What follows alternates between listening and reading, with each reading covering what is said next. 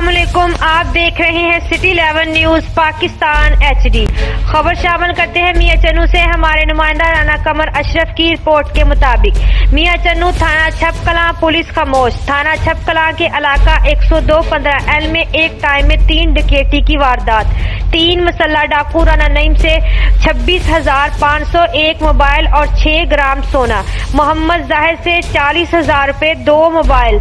Mohammad Akram salesman से 45,000 नकदी mobile phone छीन कर फरार। मकामी पुलिस मौका पर पहुंच गई। SHO नजफ सियाल ने मौका पर कार्रवाई करते हुए नामालूम डाकुओं के खिलाफ FIR दर्ज कर ली।